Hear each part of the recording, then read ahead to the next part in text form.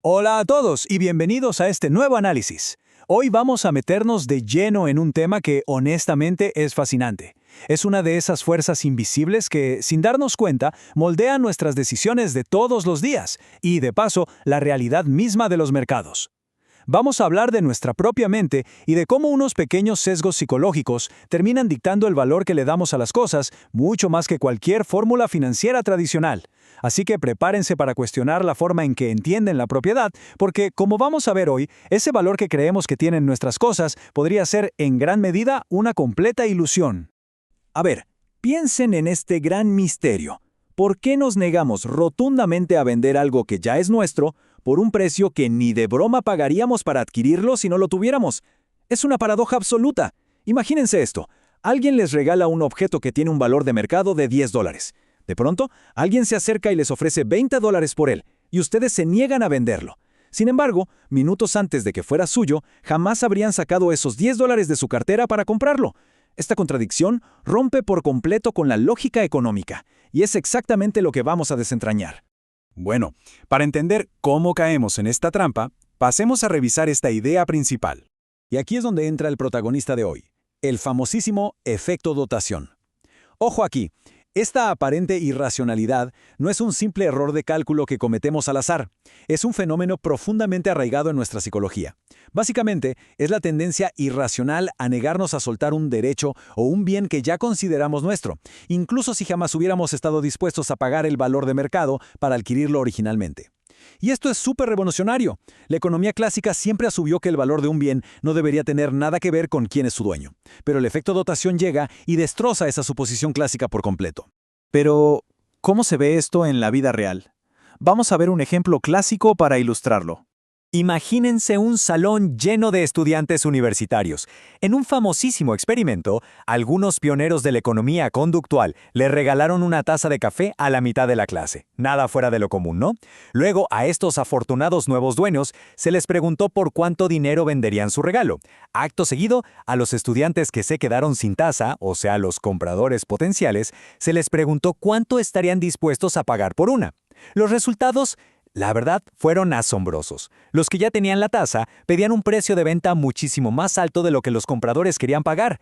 El simple hecho de tener la taza en sus manos durante unos minutos infló su valor de forma espectacular. Y la gran pregunta es, ¿por qué la mente hace esto? Pasemos a la siguiente pieza del rompecabezas. La respuesta está en algo que se conoce como aversión a la pérdida. Básicamente, nuestro cerebro está programado para odiar perder cosas. Este principio establece que el dolor o la desutilidad emocional de perder un objeto se siente como psicológicamente superior al placer o la utilidad de ganarlo. En palabras muy simples, perder $100 nos duele muchísimo más de lo que nos alegraría ganarnos $100. Este mecanismo infla de manera artificial y asimétrica el valor mínimo que el propietario exige.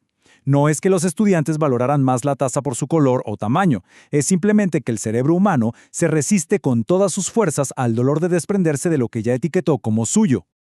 Ahora, vamos a traducir esto al lenguaje de los economistas, porque aquí es donde las cosas se ponen realmente interesantes. Existen dos métricas centrales para medir el valor. Del lado izquierdo tenemos la disposición a pagar, o WTP por sus siglas en inglés. Esto es lo máximo que un comprador sacaría de su bolsillo para comprar algo. Del lado derecho está la disposición a aceptar, o WTA, que es lo mínimo que un propietario exige para ceder algo. Según la economía clásica, estas dos cifras deberían ser prácticamente idénticas, pero el efecto dotación nos demuestra una divergencia enorme. Debido a ese apego psicológico y al miedo a perder las cosas, el precio que exigimos para deshacernos de algo es siempre y sistemáticamente más alto que lo que estaríamos dispuestos a pagar por adquirirlo. Pero, ¿qué pasa si llevamos este pequeño fallo de nuestra mente a las reglas que gobiernan nuestra sociedad? Vamos a verlo. Fíjense en esto. Tradicionalmente, marcos como el teorema de Coase nos ayudan a entender que, en teoría, los derechos terminan en manos de quien más los valora.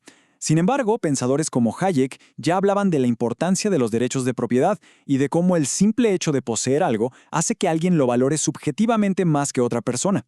Aquí, lo verdaderamente clave es entender la estrategia del efecto dotación. Si la ley nos otorga un derecho hoy, nuestra mente crea un apego automático. Exigiremos un precio irracionalmente alto para cederlo mañana. El mercado muchas veces se congela por nuestra propia psicología, impidiendo negociaciones fluidas y demostrando que la forma en que se asigna asignan los derechos inicialmente termina dictando por completo el resultado final. Para bajar esto a la tierra, veamos un ejemplo clarísimo de nuestra vida diaria. Olvidémonos un poco de la teoría y pensemos en los derechos laborales. Imagínense que la ley le da a un empleado una seguridad laboral absoluta desde el primer día. Ese empleado va a sentir que esa seguridad es suya y por el efecto dotación exigirá una compensación altísima para renunciar a ella. Es decir, tendrá una disposición a aceptar gigantesca. Por el contrario, si la ley dicta lo opuesto y le da al empleador el derecho de despido libre, es rarísimo que un empleado esté dispuesto a sacar muchísimo dinero de su bolsillo para comprarle esa seguridad a su jefe. Su disposición a pagar será muy baja. En los dos escenarios, quien recibe el derecho desde el principio lo valora de forma totalmente desproporcionada.